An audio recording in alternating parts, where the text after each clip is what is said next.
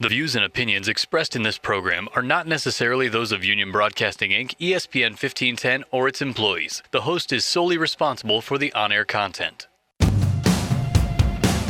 Welcome back to Casey Cares, Kansas City's nonprofit voice. I'm Bobby Keys. We tell the stories of Kansas City nonprofits and the people behind them, helping them reach new donors, new people, and grow their cause and, continue their passion. Well, thank you to the Kauffman Foundation for generously underwriting us. We appreciate you, and we appreciate everything we do for Kansas City. So this is a great show. We've got Ruth is off and about. She's out, and she's always doing things across the world. Seems like she's maybe saving seals in San Francisco or something. She's doing so much good. But we've got a lot of good here today. We've got a couple of nonprofits that we've never had on the show before, so it's always great to get new people and to introduce Kansas City to the new nonprofits out there. This one has to do with, it's a nonprofit that primarily focuses on assisting women who were formerly incarcerated or have, felony convictions. We want to welcome Candance Wesson. Is it Candace? It's Candace. Yeah, right. Candance Wesson. And it's with Help KC, the Help KC, right? Yes, that's right. Candace, welcome. Thank you. How you doing today? I am awesome. Yeah? Yeah. Now, did you start this nonprofit? I did. Okay, yes, so I did. Let's learn about the background. Let's do it. What happened? Tell us what you guys do, and then let's kind of go into how it got started. Okay, so the foundation is this. I was convicted of a felony. I was a first-time offender of a nonviolent victimless crime. Okay. My crime. Well, it was a tax crime pretty much, and I was on the case with two other individuals. Okay.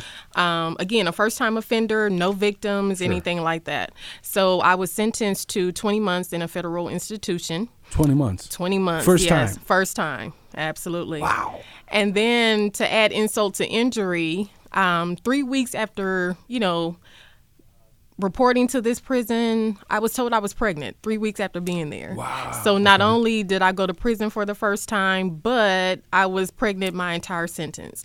Wow. I was transferred to 3 different institutions. And I was able to have my baby, and family was able to come and get him. Now, I was one of the fortunate cases because most of the women who have their babies in prison, they have to turn their babies over to the state because There's no one to care for them. So, wow. And so when that happens, for the people who don't have family, do you lose all rights to the child forever? I believe so. Wow. And then to even try to get the child back, it's a task. Wow. It's a task. Yeah, so once I was released from prison, I came back to Kansas City. I had to report to yet another institution, what they call the halfway house, the transitional house. Sure. And when I got there was no resources for people like me. And what I mean by that is someone who's a first-time offender, don't know how to deal with the fact that I'm now branded with a felony for the rest of my life.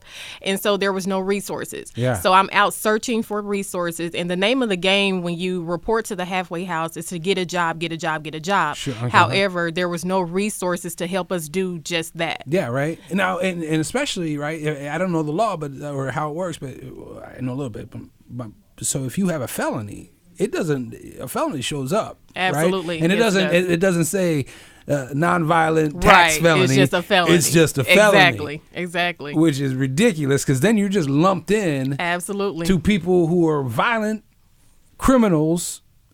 That is true. That is absolutely. Yeah. And so they're telling us get a job, and then they threaten to send us back to prison if we don't do just that. So again, there's no resources. There was nothing available to us to help us do just that. So I began searching for this organization. I said, hey, where's the organization that can help someone like me? Mm-hmm. Where's that person or that organization that can tell me how to cope with rejection? Sure. Because again, you're dealing with someone who's never had to tell an employer that I have a felony. Yeah. So where's those resources? And they wasn't available. So that's where the help came about, because I remember going on countless interviews. Actually, I stopped counting after the 22nd interview. Wow. Because it was just frustrating. It's like being told no because you have a felony. So once that took place, I just decided to help. Yeah. And you know what they say, the person closest to the problem is closest to the solution. Yeah. So I decided to become the solution. So that's where the help came from. I like that. Thank you. We're gonna you know what, we're gonna use that. That's gonna be the tag. I like that. Yes, sir. Because we talk about that all the time. It's like, nonprofits like this are started out of tragedies, Absolutely. sometimes and tough positions. It's like a necessity, and somebody's just like, all right, this is not fair. Right. We need somebody to help us, because that is not fair. Right. Because not all felons, not all people who commit felonies are violent or bad people. You make a mistake. Sometimes you just make a mistake, and it's only one mistake. Right? Exactly. And my fight is clear. There were other alternatives. Because me going to prison, it didn't decrease crime or violence in Kansas City. Yeah. I wasn't a threat to Kansas City. So there was other alternatives. And I just don't believe that if you're convicted of a felony, a nonviolent victimless crime, that you should be sent to prison. That's not the only source. Yeah. And so now our prison systems are overcrowded with those who are convicted of nonviolent offenses. Now, you said you went for 20 months. You were supposed to go for 20 months. Did you get out? Did you get out early, or did you have to serve all of it? I spent 11 months inside of a federal institution, and then 6 months inside of a halfway house. And that inside the federal institution, is that like when you go for tax? Is that the same jail? You're sitting in the same jail with everybody else? Absolutely. I was in a prison with murderers. Unless you're rich, right? I mean, exactly. Right. You can go to a camp or something. Exactly. Right. But I wasn't that rich, so I had to you had to do like regular people. Exactly. Prison. I went to regular folks. Wow. People don't realize that. That's right. That's something that just kind of gets brushed over. Like, the disparity, one, and the classism, but the fact that, you get lumped in and you lose all these privileges because you don't get to vote, or do you get to vote? Your voting rights are restored once you're done with parole and probation. Okay. Yeah. Okay. So like myself, I had 3 years of parole. And so once that was finished, I was able to register to vote again, and I was able to vote again. So you got out of prison, you served your time, you did your thing, you got out and you started this, you're like, something needs to change. And you started out, what were the first steps that you took? So the first step that I took, I did my research. Okay. I wanted to make sure that there was not an organization exclusively for women in Kansas City. Not only that, in Jackson County as a whole. Now, there is a few organizations. They're like in St. Louis or some sort, but they're not right here in the heart of the city. So I did my research first. Then I began to seek different avenues on how to go about starting this organization. We began reaching out to different funders, different sponsors, and things like that. Now, it was not easy because, again, formerly incarcerated, marginalized women, it's a topic that's not talked about here. Yeah. And it's not. And so it wasn't easy to get the support, but the city manager of Kansas City, Troy Schulte, he was the first yes that we received. Okay. We went into his office, we had a meeting, and he was like, yes, let's do it. So that was my green light, and I went after it. So what'd you do to prepare for that? Like, was it like, I like the details, like, where you just... Did you take a big old proposal, or was it? How did you fill it with facts? I mean, like, how did you get him to say yes for like people that are trying to understand? Like, because there's a lot of people that go out and they fall on their face when they ask after ask after ask, and that's what you got to do, right? And the crazy thing about that, I did not go into his office with a proposal, any type of paperwork. I just went with with the details and my personal experience with the criminal justice system. Yeah. And he was like, "Yeah, let's do it." You went with your passion. Absolutely. It was basically that's what spoke for me was the passion. Absolutely. So you got to go, and he said yes. What happened after that? How many people were there? You started seeing more and more people that were like, they're in the same situation. Yeah, so we began to reach out to probation and parole offices. We would go there. We would drop off our pamphlets and things like that. So our first client that we received, her name's LaTanya. She was like, I heard about you on the radio. Because my husband has a radio show that he does on 1590. I'm like, okay. So then after her was another, and it was another. So and to date, we've assisted, I think, 189 women. Wow. So that lets me know that there was always a problem here in Kansas City, and I just so happened to be the solution. Wow. Do you know how many women are incarcerated in Kansas City? In Kansas City alone, I do not. Oh, because I'm curious, like, all those people that are I want to know the percentage of nonviolent felonists versus felonists. Exactly. Because there's a lot of people that that have that stigma. You got to kind of change that stigma. Absolutely. Right. Absolutely. And it's just not. You can't change that stigma just for rich people. So it's got exactly. It got to be everybody. So you have. Do you have any people working for you? Is this now you just kind of doing this yourself, or how's that? I am a one-woman show. Mm-hmm. However, we do have volunteers, but they're like in and out. Sure. And the deal is you have to have funding resources. You have to have money because there are now people that wants to get paid for the time that they take out. Sure. Passion alone, for me, I can do it off of passion, Absolutely. but there's others that say, hey, I have to pay bills. Exactly. And I understand that. And I understand. So, we're always looking for funding resources to where we can expand our budget to where we can bring on people permanently. Mm-hmm. We need case managers. We need counselors because these women need those types of resources. Yeah. So how do you get, I guess, the funding now? Is it, are you surviving off of donations? Or are you surviving off of kind of just grants? Or like, what do you need to thrive? Right now, we are funded through the city of Kansas City, mm-hmm. as well as Jackson County. And then periodically we receive individual donations Sure. from those. We may have like a fundraiser of some sort, yeah. and we have people that are willing to donate.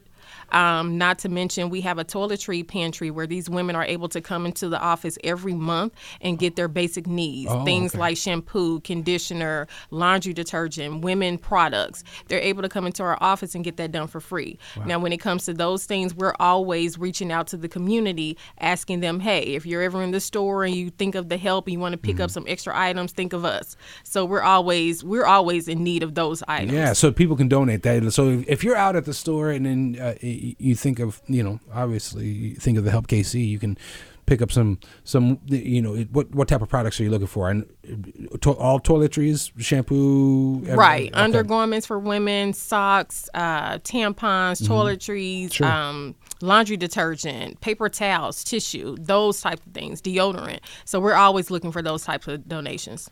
And do you have fundraisers right now? Or do you have multiple or just one? We have multiple throughout the year. So, and then what we're looking to do next year is we're looking to partner with either companies, churches, or organizations twice a month to have toiletry drives to where people can come and drop out their toiletries at a certain location, and then we will go and pick up those donations. Oh, okay. So, that's a great idea because there's a lot of corporations that would obviously love to partner with someone like you that would help. So can they go somewhere to find out information? Where can people go to get this information? So our office is we're centrally located. We're off of 63rd Street in the Location 1 building. The actual physical address is 1734 East 63rd Street, and we're on the first floor, Suite 108, and that's Kansas City, Missouri, 64110. Now, how many, as far as you said, you guys helped 189 women so far this year? No, we launched in June of 2016. Oh, okay. Yes. Okay. But the first year was kind of rocky because I guess people were a little bit apprehensive about hearing about yet another reentry program because there are reentry programs for men, but they're not exclusively for women. And so that 2017, it's like it just took off. Okay. So from then up until now, we've assisted 189 women. What do you think it was in 2017 that kind of was it? Did your story get out? Were you out there beating the street more? Like, what? We were, and then a lot of it was word of mouth. Yeah. One lady told this lady, and then on top of that, we had a $5. Hey, go tell this person if they're a woman and they're having a felony, we give you $5 just for doing that. So most of that was word of mouth. Oh wow! And, a little incentive. Yeah, absolutely. And then do you know how 189 women? There's and you have probably a lot more to reach. Absolutely. And what is the cost? Is it what does that cost per person? I mean, is it have you broken it down, or is it? Because I know you got to hit a certain number to be able to survive, right? Right. So with the services that we're offering right now, you're looking at about $325. Yeah. Right. Yeah. And then also later on, we want to be able to add because women are always saying, hey, I need help with rent. Yeah. Not to mention some of the jobs that we're putting these ladies on, some of them does not pay a good hourly wage. Yeah. But they're willing to accept it because that's a job that's saying, hey, yes, I'll extend an employment opportunity to you regardless of your background.